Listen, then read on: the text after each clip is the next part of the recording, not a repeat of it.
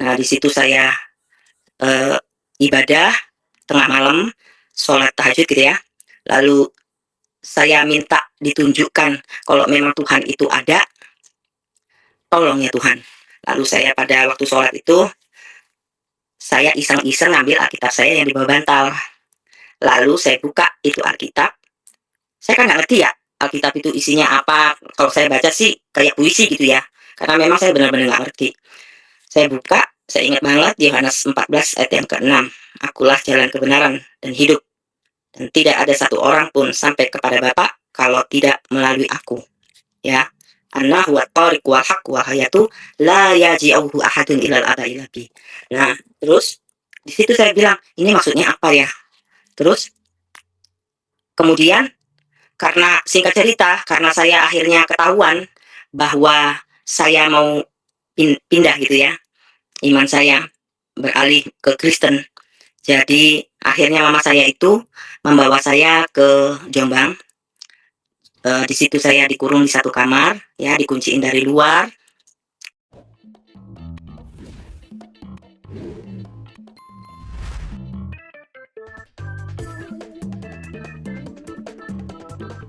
Ibu Dewi, Ya, di Pak. tengah tepuk tangan ribuan orang di zaman dulu, di tengah sorotan lampu panggung yang begitu semarak, Ya, apakah Ibu benar-benar bahagia waktu itu?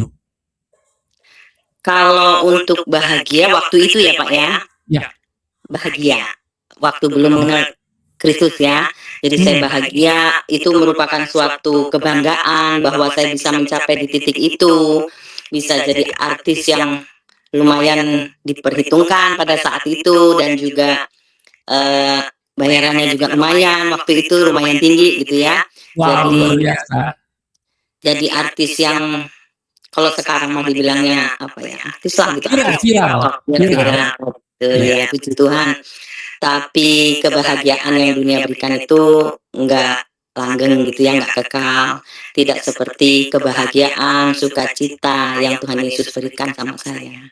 Iya, Itu kekal adanya gitu. itu poin penting Jadi yang itu, malam ini. kayak kayak kayak jadi kesombongan gitu loh, Pak. Iya, betul.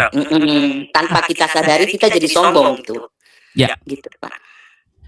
Oke, sebelum kita lanjut, mungkin saya akan memperlihatkan dulu kejayaan Ibu Dewi di masa lalu, kan sebagai bukti bahwa Ibu Dewi itu di zaman itu memang sangat populer ya, sebagai seorang penyanyi dangdut yang luar biasa ya. Tuhan. Ini kita lihat gambar ini tahun berapa ya Bu Dewi ya? Tahun 90-an, Pak. Tahun Saya 90-an. masih SMA waktu itu ya. Wow, ya ada lagi, coba next kita lihat lagi. Nah ini dia, ini lagu apa ini? Album kedua itu Perjaka dan Gadis Desa. Ya, itu terkenal juga itu dulu itu. Iya, Lagunya iya. cucu bimbi, seragam serunai, kau ketuk itu di hati, cinta tergapai. Wow, suaranya masih oke ya. Iya, coba kita lihat lagi, ada lagi nih next. Ya ini dia, ini kayaknya ini baru ini ya. Pak, ini album ke-6 saya bersama artis-artis zaman dulu. Jadi kita kayak silaturahmi gitu ya, silaturahmi sama mereka. Jadi kita bikin album supaya fans-fans kita itu masih ingat kita. Kan mereka kira kita udah meninggal gitu kan ya Pak. Gitu. Jadi kita reuni aja sih ini. Reuni aja ini tahun 2022 kalau nggak salah ya. Pas baru selesai COVID tuh. 2022 apa 2023 gitu. Kalau nggak salah ya Pak gitu. Sepenggal lagunya gimana ini ya? Aduh. Selalu rindu. Oke, nggak usah dipaksa, biasa. Semakin diingat semakin jauh. Tentu pertama kali manggung itu umur berapa ya? Saya manggung kelas 6 SD Pak. Kelas 6 SD, iya udah. Karena kan waktu itu bapak saya itu punya grup orkes Melayu gitu ya. Dangdut, terus punya sound system, panggung semua bapak saya itu punya, dan kebetulan almarhum abah saya tuh pimpinan musik di Sri Mulat Surabaya gitu. Mama saya penyanyinya gitu. Luar biasa. Gitu. Iya. Jadi Anaknya saya sudah dilatih untuk jadi. Memang saya dilatih sama abah saya untuk jadi artis. Waduh, anaknya aja dia cantik begini, bagaimana mamanya ya? Aduh, luar biasa. Gitu. Iya Pak. Bu Dewi, masih ingat nggak honor pertama itu tahun berapa dan berapa kalau bisa disebut aja? Tahun dulu kan duit itu sangat berharga. Iya, dulu mah berapa ya? Abah saya mas, kalau saya pinter nyanyi nggak ada yang salah gitu ya. Paling diajak makan ke salah satu restoran gitu. Oh, Tapi berarti kalau sampai salah, keuangan dipegang sama abah ya? iya gitu. Jadi pokoknya jangan sampai salah. Dari tampil naik dipanggil itu jalan udah diatur, ngomong diatur, nggak boleh cempreng. Cara pegang mic itu diatur semua Pak, gitu. Waduh, nggak tegang itu? Nggak tegang? Tegang, abah saya cukup strength sih kalau ngajar ini tegang Pak, jangan sampai salah gitu. Jadi kalau ini, tapi dulu waktu masih kecil itu saya justru sukanya nyanyi rock Pak, bukan dangdut. Jadi lagu pertama yang saya nyanyi itu saya masih ingat. It's the final countdown. Gitu. Oh, The final countdown. Gitu. oh. Gitu. Apakah sekaligus itu lagu yang berkesan? Iya cukup berkesan. Soalnya kan aku suka lagu rock dulu. Terus kan itu bahasa Inggris. Untuk anak usia masih kelas 6 SD itu kan udah luar biasa. Apalagi saya kan tinggal di Surabaya ya Pak ya gitu. Jadi bisa bahasa Inggris nyanyi lagu barat itu kayak zaman dulu itu kayaknya wah gitu. Sedangkan bapak saya itu orkes Melayu gitu, tapi saya nyanyi rock gitu. Itu sih Pak. Oke, yang pernah tahu tentang Ibu Dewi waktu manggung ya, silakan ketik hadir gitu lah. Hadir udah kayak murid ya Pak, di absen. Iya. Di mana Yang kalian alfa mau bisa ketemu terap nggak? Dewi? Iya. Kalau bisa tahu, dulu itu masih kecil, jadwal manggung dulu itu sepadat apa Bu Dewi? Dulu cukup padat sih Pak, dari kecil memang udah dilatih untuk nyanyi karena orkes Melayunya abah saya itu cukup lumayan laku gitu ya. Hampir tiap hari ada manggung, kita udah keliling Jawa Timur, Jawa Tengah gitu. Itu waktu itu dulu itu. Tapi kalau ujian saya nggak boleh ikut. Itu aja. Iya. Sorry nih, saya mau tanya nih, kayaknya wajah Ibu Dewi ini kayaknya blasteran ya? Betul Pak, saya kakek aku tuh Arab, nenek India, Pakistan. Oh, Jadi luar biasa. Abah Yai kalau bilangnya kakek kan Abah Yai itu Al Amudin. Iya. Itu Haji Abdul Rahman. Momen panggung paling tak terlupakan itu yang mana? Kapan? Oh, Mana? kalau momen waktu jadi artis Pak. Jadi waktu jadi artis itu kan jadwal padat ya Pak. Jadi saya tidur tuh tiap hari cuma 2 jam. Itu kita keliling, saya udah keliling Indonesia dulu ya. Jadi waktu itu karena badan saya kecil, kan belum emak-emak ya, masih SMA ya. Jadi album saya meledak, bayaran saya yang tadinya cuma berapa, biasanya nyanyi di kondangan-kondangan gitu kan, terus kemudian punya album, dari yang cuma 75.000, akhirnya jadi 5 juta sekali nyanyi. Nah iya Pak, terus waktu itu kita show di salah satu daerah di Kalimantan itu, karena lapangan itu udah penuh full, saya kan susah lewat Pak. Jadilah saya itu digendong sama panitianya supaya saya bisa lewat gitu, karena badan saya kecil kan. Akhirnya ya udah itu, akhirnya saya sampai bisa naik di atas panggung gitu. Itu terus kalau fans-fans mau foto itu bisa nungguin saya bangun tidur di hotel dan nunggu depan kamar. Itu saya sudah pernah alami gitu Pak. Dari yang cuma 5 juta 1 titik gitu, itu cuma nyanyi cuma 5 lagu gitu. Wow, itu luar biasa. Ya terus waktu di Aceh juga saya nyanyi. Kalau di Aceh tuh harus bisa sedikit-sedikit bahasa Aceh kan. Nah kebetulan lagu saya itu kan lagu Melayu. Dipikir mereka saya itu orang sana gitu. Adalah salah satu penonton tuh ngajakin saya kan suka ngajak penyanyi penonton untuk naik ke panggung kan. Joget lah begitu sama saya gitu loh. Nah itu saya diajak ngomong Aceh, saya nggak ngerti. Jadi mereka itu agak gimana, loh ternyata bukan orang Aceh gitu. Ya seru sih gitu. Seru ya. Oke. Jadi kalau ingat di masa lalu di zaman kita jaya ya, itu membuat kita semacam bangkit lagi semangat atau bagaimana? Enggak sih, biasa aja. Biasa aja ya. Biasa aja. Biasa Iya aja. Pak, soalnya nyanyi dari kecil jadi nggak kaget. Oh, oke. Oke nih Bu Dewi, Ya, orang melihat kemewahan, ya. tapi apa yang orang tidak pernah lihat dari kehidupan Ibu? Jadi gini, kalau kita sebagai entertainer itu kita kan harus profesional Pak. Ya. Panitia yang undang kita itu nggak mau tahu, mau kita sakit, mau kita kurang tidur, mereka nggak mau tahu karena mereka udah merasa membayar kan. Nah, sedangkan saya itu sampai sakit pingsan-pingsan melulu karena kurang tidur Pak. Jadilah saya itu dikit-dikit masuk klinik, suntik untuk badan fit ya gitu. Nah, itu saya biar lemas-lemas saya nyanyi, tapi tetap harus tampil profesional karena orang udah bayar mahal kita gitu.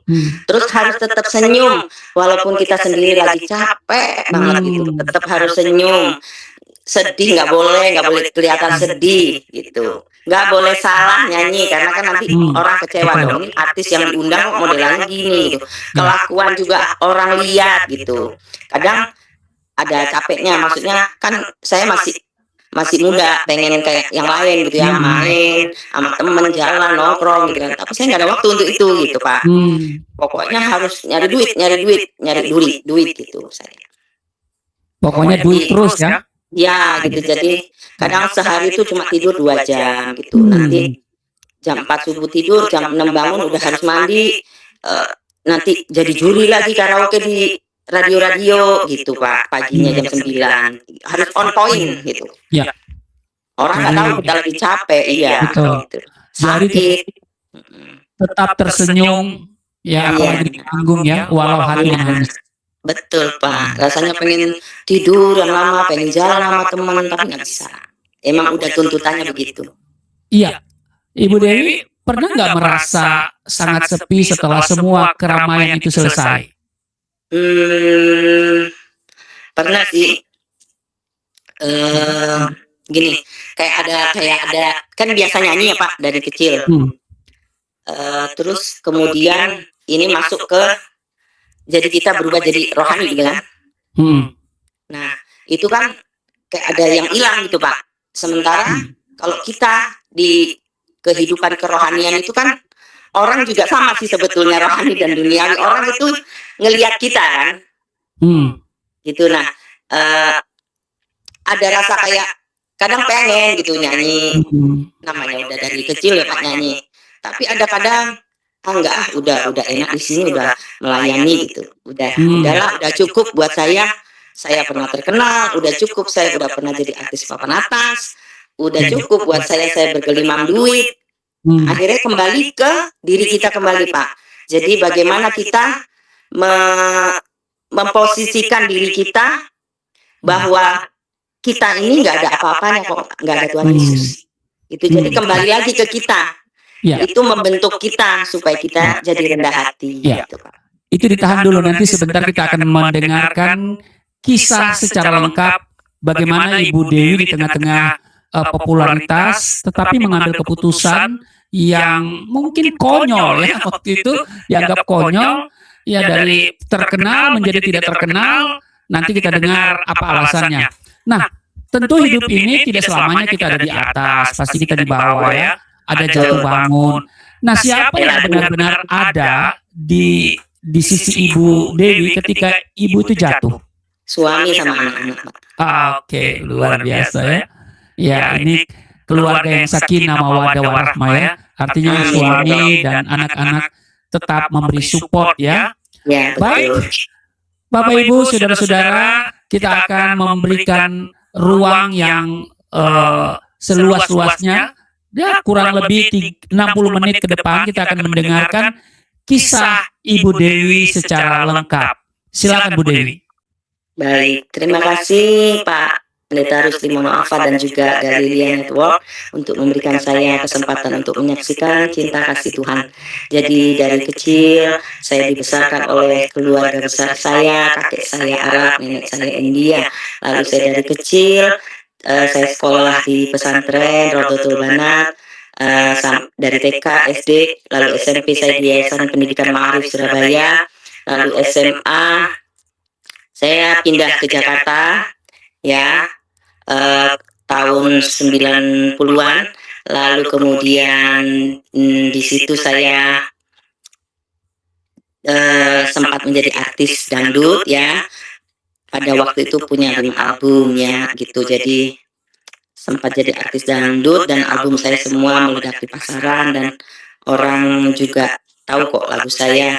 Yang paling meledak itu Perawan dan Bujang, yang segantang dua gantang bunga dan kumbang, kalau perawan dan bujang cinta dan sayang. Itu salah satu album saya yang cukup terkenal waktu itu. Jadi SMA saya nyanyi sebetulnya dari kecil ya Bapak Ibu. Saya nyanyi itu dari kelas 6 SD. Lalu hijrah ke Jakarta kelas SMA saya sudah menjadi artis dangdut ya. Lalu kemudian tahun 95 saya berkenalan dengan pacar saya yang sekarang jadi suami saya untuk selama-lamanya ya. Itu berkenalan di situ saya diperkenalkan tentang Tuhan Yesus ya. Nah, pada waktu saya menjadi artis ya, itu sebetulnya dunia hiburan itu saya nggak nyalain setiap artis ya, karena setiap orang kan beda-beda ya. Dunia artis itu ada enak ada nggak enaknya gitu ya. Enaknya nyanyi cuma 3 lagu dibayarnya jutaan gitu ya. Nggak enaknya itu kita harus profesional gitu ya, dan tekanan mental juga luar biasa gitu ya, karena orang nggak mau tahu gitu. Pokoknya gue bayar lu sekian, ya lu harus tampil profesional, lu mau sakit mau apa gue nggak tahu gitu ya. Nah di situ sempat juga saya apa ya kalau orang bilang tuh hilaf gitu ya.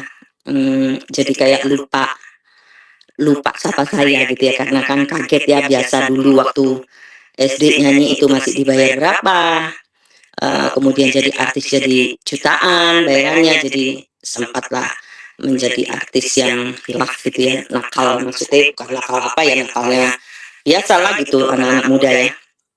Terus kemudian tekanan dari psikis saya juga gitu, kayak rasanya capek gitu, badan tuh capek nggak kuat, tapi karena jadwal show untuk tahun depan pun udah ada full tiap hari, pengen istirahat pengen tidur tapi nggak bisa, itu tekanan mental gitu. Jadi saya waktu berkenalan dengan suami saya waktu itu di salah satu universitas gitu ya. Nah beliau menceritakan tentang Tuhan Yesus, yang mana saya sendiri sangat ini ya, dengar nama Yesus itu kayaknya gimana gitu ya, karena kan dari kecil kan di pesantren gitu ya, dan keluarga besar saya juga kan Arab gitu ya. Terus tapi beliau ini terus-terus bersaksi, kemudian memberikan saya Alkitab kecil gitu ya, sampai saking takutnya saya masukkan Alkitab itu di bawah bantal gitu, karena takut ketahuan. Nah di situ saya mengalami kayak guncangan gitu ya, pergumulan batin dan spiritual gitu ya. Jadi saya sampai nanya gitu, istilahnya gini, nanya, lu tuh mau nyanyi mau sampai kapan gitu, mau kayak gini terus tuh sampai kapan gitu, kayak di titik ini saya ya gitu. Terus akhirnya saya bergejolak lah di diri saya ini. Saya tanya, Tuhan kalau memang engkau ada ya Allah gitu ya, engkau tunjukkan dirimu, saya kan juga pengen tahu gitu. Karena memang saya selain jadi artis juga saya rajin gitu ya beribadah pada waktu itu. Saya nggak pernah tinggal ibadah saya yang 5 waktu itu, bahkan yang lain-lainnya itu, yang sunnahnya pun saya lakukan gitu, puasa pun saya lakukan. Jadi saya bergejolak ketika suami saya waktu itu, pacar saya itu bercerita tentang Yesus gitu ya, lalu memberikan Alkitab kecil. Nah di situ saya ibadah tengah malam, sholat tahajud gitu ya. Lalu saya minta ditunjukkan kalau memang Tuhan itu ada, tolong ya Tuhan. Lalu saya pada waktu sholat itu, saya iseng-iseng ngambil Alkitab saya yang di bawah bantal. Lalu saya buka itu Alkitab, saya kan nggak ngerti ya, Alkitab itu isinya apa, kalau saya baca sih kayak puisi gitu ya, karena memang saya benar-benar nggak ngerti. Saya buka, saya ingat banget di Yohanes 14 ayat yang ke-6, "Akulah jalan kebenaran dan hidup, dan tidak ada satu orang pun sampai kepada Bapa kalau tidak melalui aku." Ya, "Ana huwa thoriq wal haq wal hayatu, la yaji'uhu ahadun ilal abai labi." Nah, terus di situ saya bilang, "Ini maksudnya apa ya?" Terus kemudian karena singkat cerita, karena saya akhirnya ketahuan bahwa saya mau pindah gitu ya, iman saya beralih ke Kristen. Jadi akhirnya mama saya itu membawa saya ke Jombang. Di situ saya dikurung di satu kamar, ya, dikunciin dari luar.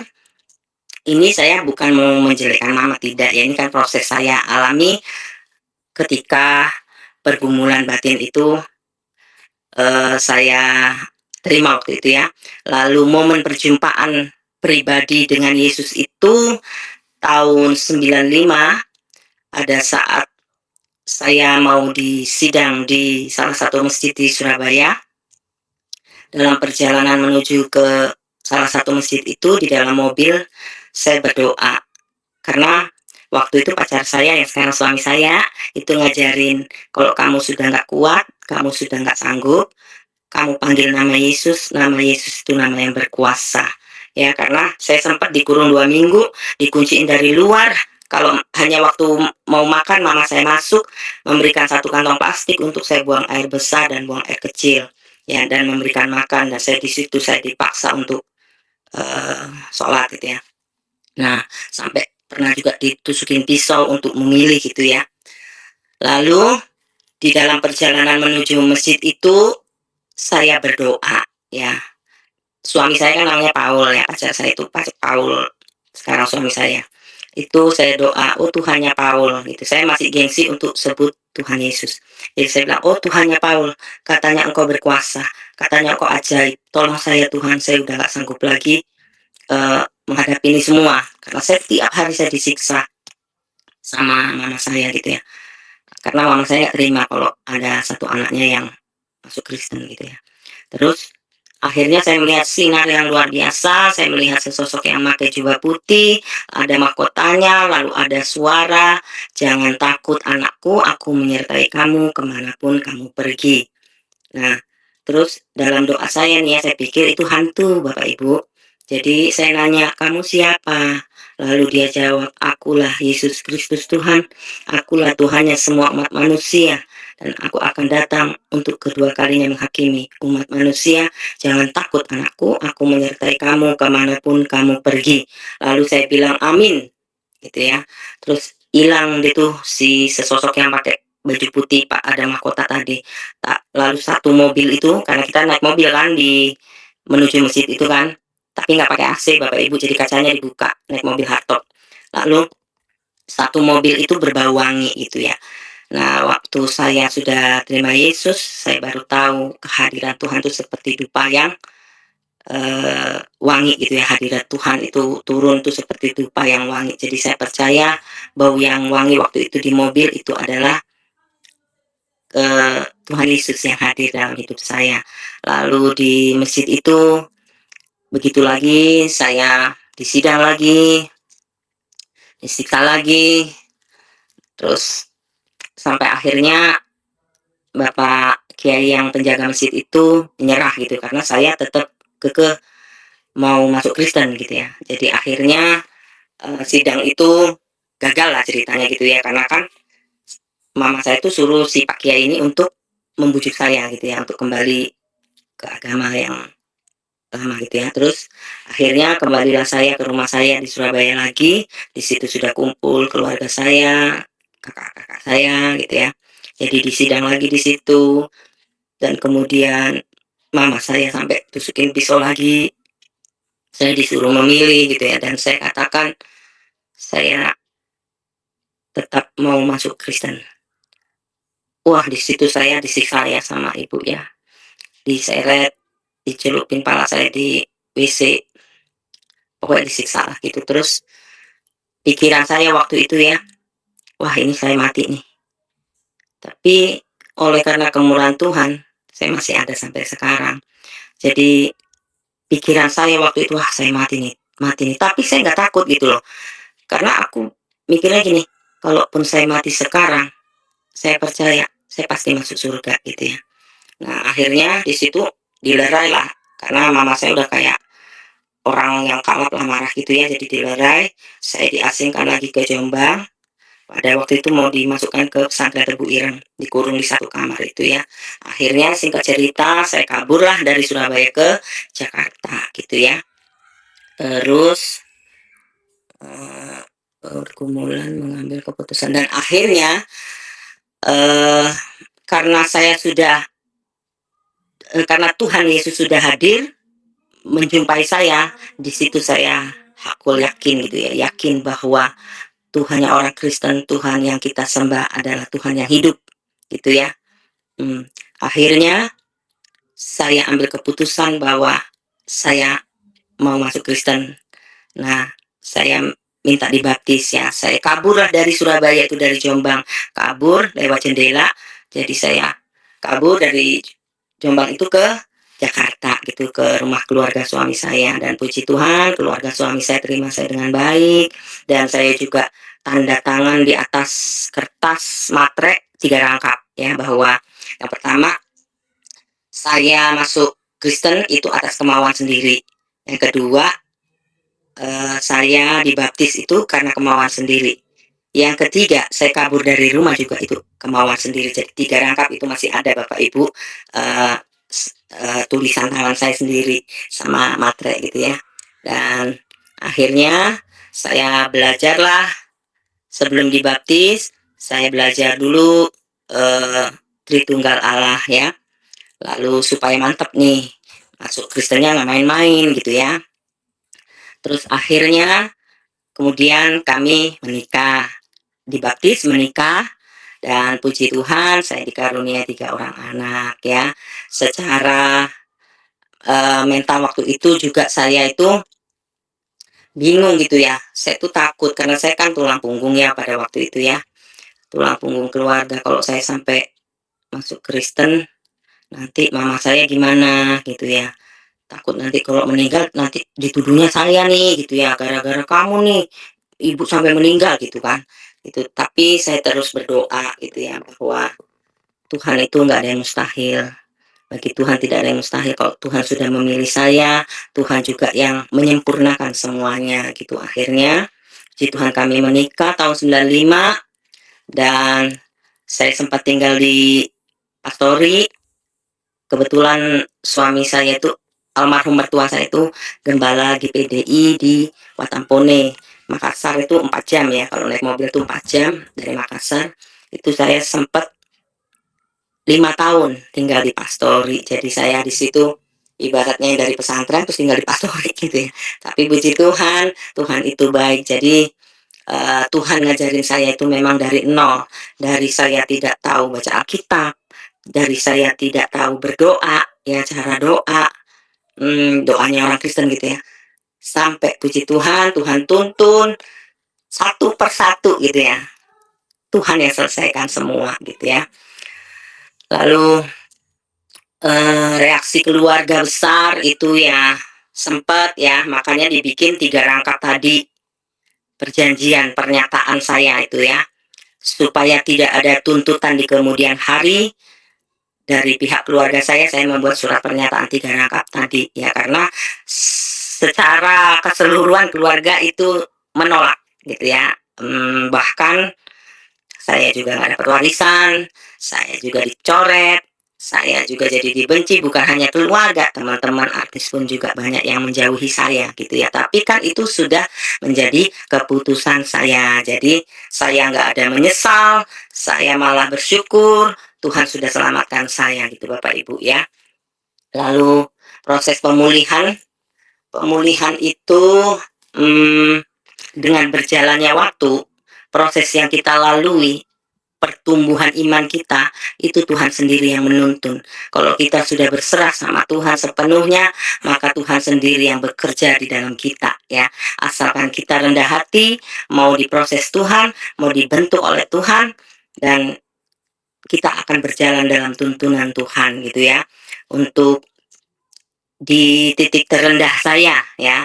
Ini kalau titik terendah itu pada saat ketika tahun lalu itu mmm, anak saya dipanggil Tuhan, gitu ya.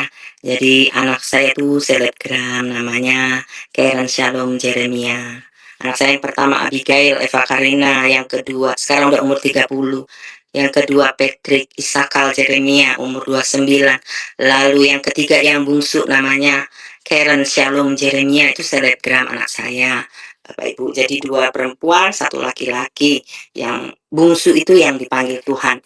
Secara manusia itu saya down, gitu ya Bapak Ibu. Jadi karena kan meninggalnya bukan karena sakit. Anak saya meninggal karena korban kebakaran di Glodok. Nah, pada saat itu biasalah netizen kan banyak yang komentar jelek, gitu ya.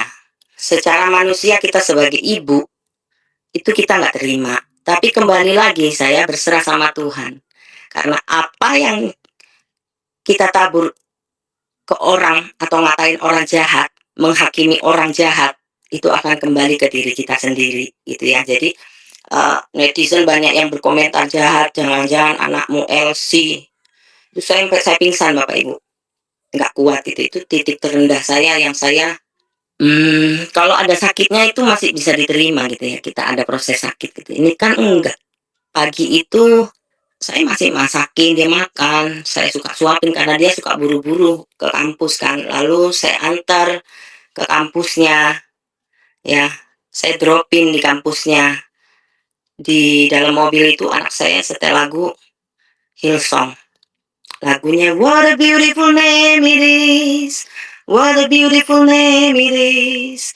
The name of Jesus Christ my King. Itu what a beautiful name it is. Itu ya Bapak Ibu. Lalu saya nanya, Dek, tumben nyetel lagunya ini. Karena biasa kalau anak-anak muda sekarang kan lagu-lagunya ya biasalah lagunya Tulus, lagunya siapa tuh, pokoknya penyanyi-penyanyi sekarang lah ya. Iya Mak, aku bersyukur Tuhan itu baik, anak saya bilang gitu. Terus amin, saya bilang gitu. Mama bangga gak sama aku? Bangga dong, udah cantik, pinter. Puji Tuhan anak saya tuh yang almarhum itu lulus cum laude 3,5 tahun, IPK-nya 395, jurusan hukum pidana, ya. Jadi saya tahu anak saya karena sehari-harinya sama saya. Dia syuting endorsan pun saya yang nganter. Mau dari pagi sampai malam tuh saya yang nganter. Hari-harinya saya yang nganterin, gitu ya. Secara manusia saya nggak terima kalau anak saya dibilang LC lah. Namanya Shalom, ada lagi Bapak Ibu yang ngatain itu, namanya Shalom tapi kok perginya ke sana. Jadi rupanya itu kan tempat karaoke di Glodok. Itu tuh saya baru tahu ketika di berita, karena anak saya itu nggak ngomong pergi ke situ. Waktu di mobil itu dia cuma bilang, "Mah, nanti aku pulang jam 9 malam." Karena jam 4 sore itu ada acara syukuran grup anak-anak perdata, jurusan perdata. Kebetulan anak saya itu ngelesin anak-anak jurusan perdata ini, ada 5 orang ya, supaya mereka itu lulus cum laude. Anak saya itu senang kalau ada yang lulus gitu, maksudnya jangan lama-lama kuliah karena kasihan mama papamu tuh biayain kamu, gitu kan. Nah, akhirnya pas hari H itu ada syukuran di Cipete, jadi saya tahunya di Cipete Bapak Ibu ya. Lalu dia di mobil itu nyetel lagu Hillsong, terus dia ngomong, "Mama," sambil megang tangan saya gitu ya. Kan saya nyetir, dia di samping saya. Dia ngomong, "Mama, Mama yang sehat ya. Mama harus panjang umur." "Supaya apa, Dek?" saya tanya. "Supaya nanti Mama datang ke wisuda aku," gitu ya. Terus saya bilang, "Iya dong, Adik juga sehat ya," saya bilang. Terus, "Nanti kabar-kabari ya, Ma. Jam 9 aku pulang." Biasa anak saya itu kalau kemana-mana selalu saya log foto gitu. Pas saya drop, dia bilang, "Dadah Mama, dadah Dek, saya tunggu tungguin sampai dia udah belok gitu ya di kampusnya. Kemudian saya nggak ada firasat apa-apa ya Bapak Ibu. Saya pulang habis nganter dia. Jam 7 malam saya sempat WA anak saya ini. Dek, nanti kamu pulang jam 9 kan? Terus dia masih jawab, iya mah. Lalu jam 9 malam, harusnya hari H itu anak saya ikut saya ke Pondok Indah Mall. Tapi dia ngerayain teman-temannya itu di Cipete gitu ya, di restoran. Terus jam 9 malam saya WA, Dek, udah sampai mana? Centang satu. Dua-dua handphonenya tuh centang satu. Wah ini nggak beres nih, karena nggak pernah. Anak-anak saya nggak ada yang centang satu gitu, nggak ada. Selalu serok, selalu. Terus eh, eh, jam 9 lewat seperempat saya WA lagi, Dek udah sampai mana? Lu kok centang satu semua, setengah 10. Akhirnya saya telepon dua-dua handphonenya kok mati nggak aktif gitu ya. Saya telepon teman-temannya yang jurusan perdata itu, kemana Karen, kamu lihat nggak? Iya tante, tadi memang kita ada syukuran jam 4 Karen datang, tapi Karen pulang duluan jam 5 pas setengah 6, katanya gue buru-buru mau ada urusan gitu ya.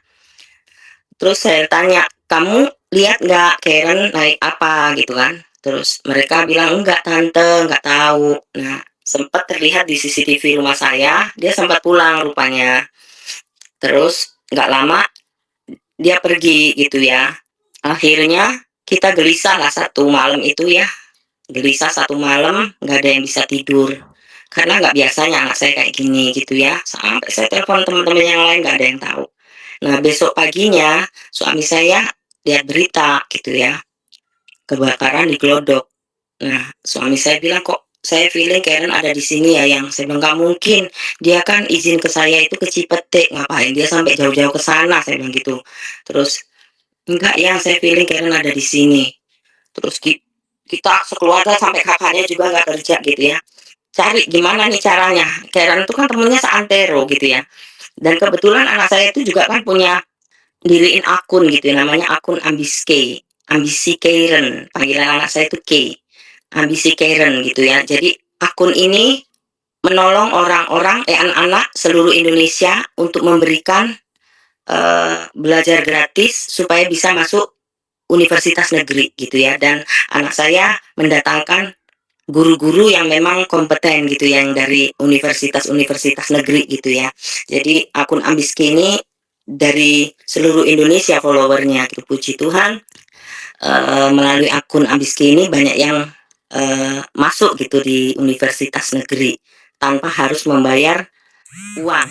Biasanya kalau mau masuk universitas negeri itu kan kita harus kursus ya, adalah apa gitu, bayarnya kan belasan juta gitu ya supaya bisa masuk negeri.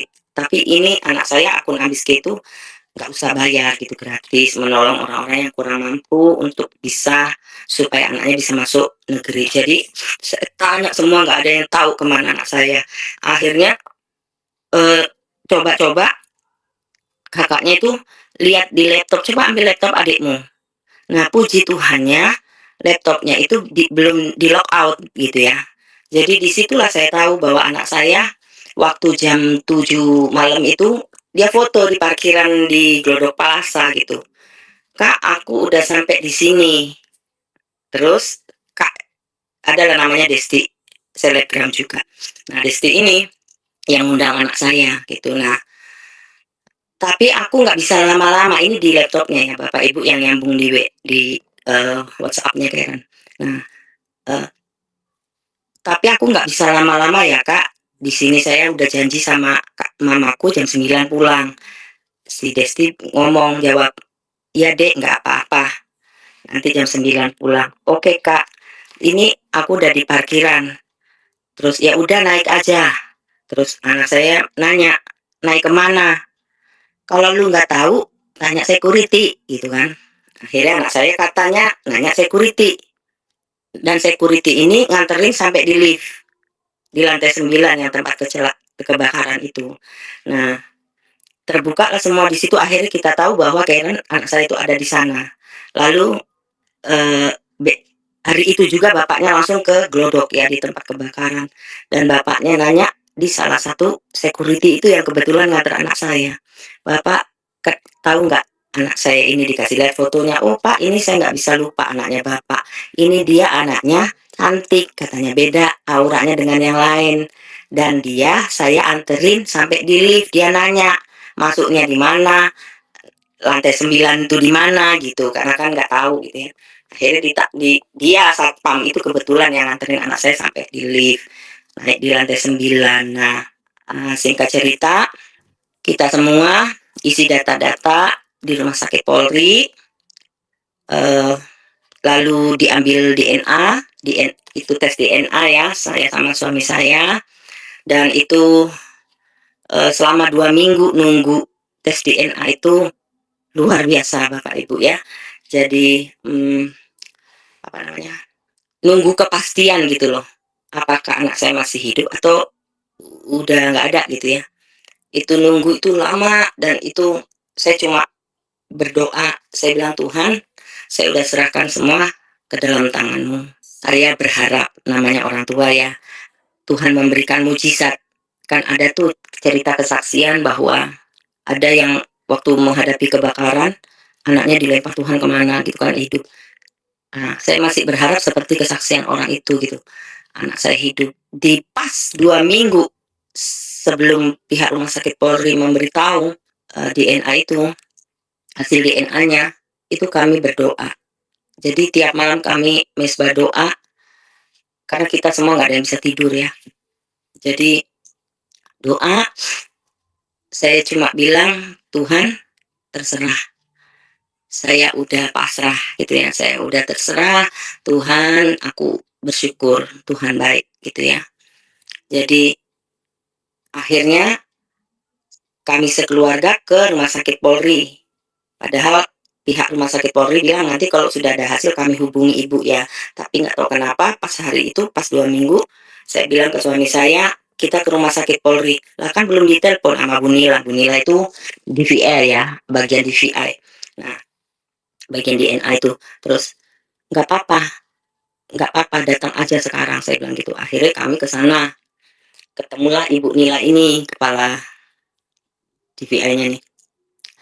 Terus Bu Nila nanya, "Loh, kok Ibu tahu kalau hari ini mau ada pengumuman?" "Tahu dari mana? Siapa yang ngasih tahu?" "Nggak ada, Bu. Kita semua emang niat mau ke sini hari ini." "Loh, kok pas ya?" katanya. Gitu. Terus, "Emang kenapa, Bu?" "Wah, saya nggak bisa ngasih tahu dulu sebelum pimpinan saya kasih tahu," katanya gitu. "Nanti Ibu tunggu sampai jam 2 ya, nanti pengumumannya." Jadi saya datang ke situ jam 9 pagi, nunggu sampai jam 2. Akhirnya jam 2 itu saya ditelepon sama Ibu Nila tadi, menyatakan bahwa atas nama Karen Shalom Jeremia dinyatakan meninggal, gitu ya. Nah itu, saya itu langsung peluk anak-anak suami saya bilang, puji Tuhan, terima kasih Tuhan." Kenapa saya bilang terima kasih? Karena saya bersyukur gitu, anak saya jelas diketemukan, maksudnya ada, walaupun sudah meninggal. Saya ngelihat ibu-ibu di sebelah saya gitu ya. Ibu-ibu di sebelah saya tuh nangis sampai ngomong, "Tante, tante enak ya anaknya udah ketemu, gimana nasib saya Tante, anak saya belum jelas, katanya nggak ada diketemukan," gitu kan. "Kalau Tante kangen kan bisa ke makamnya, lah saya gimana nasib saya Tante." Saya peluk ibu itu, saya bilang, "Bu, nggak ada yang mustahil buat Tuhan, Ibu bersabar, ya nanti pasti Tuhan kasih jawaban," saya bilang gitu. "Ibu sabar ya, semangat ya Bu," saya bilang gitu. Nangis kita pelukan semua. Dan, keluarga-keluarga korban itu akhirnya sampai sekarang ya kita kayak saudara gitu ya. Nah, akhirnya saya, bawa jenazah anak saya nggak pernah kecewa ya sama Tuhan. Saya cuma bilang dari awal kejadian sampai sekarang saya cuma bilang, "Terima kasih Tuhan Yesus, Engkau baik, Engkau baik." Buat aku tuh masih ada sampai sekarang, bisa kuat sampai kayak gini, itu karena Tuhan gitu ya. Karena kalau kita nggak berserah sama Tuhan, itu kita nggak kuat Bapak Ibu gitu ya. Jadi saya cuma bilang bersyukur, bersyukur, bersyukur. Karena banyak juga keluarga korban yang belum teridentifikasi itu sampai sekarang ada 8 orang. Dan, eee, Saya nggak nyalain anak saya, nggak ada yang perlu disalahkan. Ya mungkin dia juga takut mau minta izin ke saya, pasti saya nggak kasih gitu ya. Dan dia di situ hanya diundang ulang tahun. Jadi yang ulang tahun tuh pramugari itu selebgram juga. Jadi mungkin sesama selebgram gitu ya. Undangan ulang tahun dan aku percaya anakku itu sudah di Taman Firdaus gitu ya. Nah, titik terendah saya di situ rasanya itu Bapak Ibu ya, ditinggal mendadak meninggal anak itu kayak jiwa kita ini, badan kita ini, separuh badan kita ini kayak hilang gitu ya. Tapi kalau kita kenal Tuhan kita, eh, kita mengalami Tuhan Yesus, kita mengenal Tuhan yang kita sembah, bahwa janjinya di dalam Yohanes 14 ayat yang ketiga berkata bahwa aku menyediakan tempat bagimu di mana aku berada, kamu berada. Nah, Tuhan berada kan di surga ya. Jadi kita ini warga kerajaan surga. KTP kita ini warga kerajaan surga. Jadi kalau kita kenal Tuhan yang kita sembah, kalau kita mengalami perjumpaan pribadi dengan Tuhan, kita nggak akan gampang kecewa gitu Bapak Ibu. Jadi apapun yang terjadi sama hidup saya gitu ya, proses yang saya alami itu membuat saya kuat ya. Terus tadinya yang netizen itu menghakimi anak saya, yang saya sampai pingsan berapa kali itu, nggak tahu deh masuk rumah sakit gitu karena saya sesak gitu baca itu ya. Apa ya, kok orang kejam banget gitu, yang tahu anak saya itu kan saya gitu ya, hari-harinya sama saya gitu kan, syuting aja saya yang nganter, kemana-mana dia saya nganter, kok orang begitu kejamnya menghakimi. Tapi saya nggak nyalahin juga netizen itu, mulut orang itu nggak ada tulangnya Bapak Ibu ya, terserah mereka mau menghakimi kayak apa. Jadi kan awal-awal memang saya kesel, tapi lama-lama makin kesini saya mau bodo amat gitu ya, karena yang tahu anak saya kan saya gitu ya. Jadi buat saya titik terendah saya itu waktu kehilangan anak saya. Sempat saya waktu itu banyak undangan layanan, eee, karena saya belum siap gitu ya Bapak Ibu, bukan saya kecewa Tuhan ya, enggak, belum siap. Karena kan kalau pelayanan itu kan kita harus fokus gitu kan. Nah, saya belum siap, jadi banyak yang saya cancel juga gitu. Tapi puji Tuhan, banyak podcast-podcast juga yang undang saya, dan puji Tuhan, ya ada yang komentar baik, ada yang komentar buruk, saya juga udah nggak peduli gitu ya. Pokoknya Tuhan tahu hati saya gitu, karena Eee, sekarang ibarat kata ya Bapak Ibu ya, banyak kok ibu-ibu juga yang ulang tahun di tempat karaoke, ya kan, arisan di karaoke gitu loh, maksudnya nggak munafik gitu ya, banyak kok gitu. Terus apa salahnya kok anak saya ke tempat karaoke gitu, terus kenapa? Itu kan dia ngerayain ulang tahun temennya gitu kan.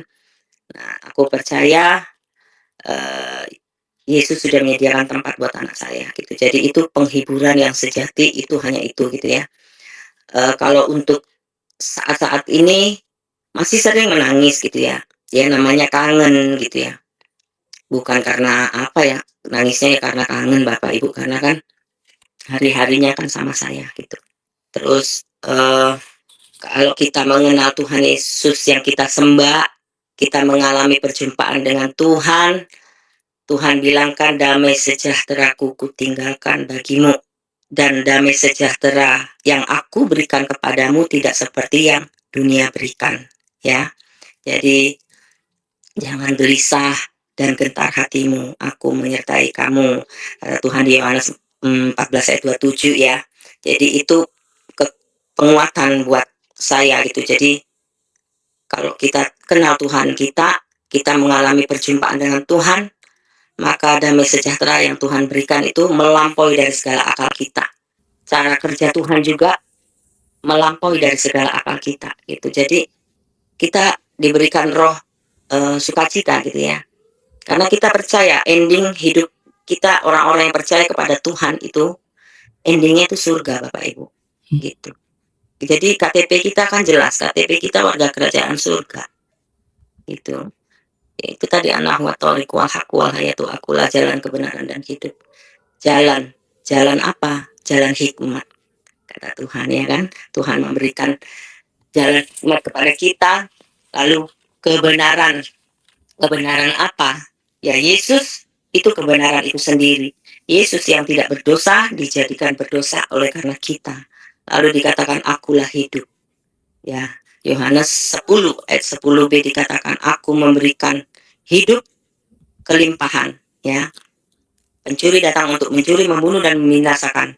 Tetapi aku datang untuk memberikan hidup dan hidup dalam segala kelimpahan. Yohanes 10 ayat 10b. Jadi Yesus memberikan jalan hikmat, kebenaran. Yesus itu kebenaran sendiri, dia kudus, dia suci, lalu hidup, ya. Apanya yang hidup? Roh kita yang hidup, Bapak Ibu. Roh kita ketika kita terima Yesus sebagai Tuhan dan Juru Selamat, roh kita ini sudah disil sama Tuhan, sudah dilindungi, sudah disempurnakan oleh Tuhan. Jadi roh kita yang hidup, ya kan? 2 Korintus 5 ayat 17 kan, roh Allah itu hidup di dalam kita, ya.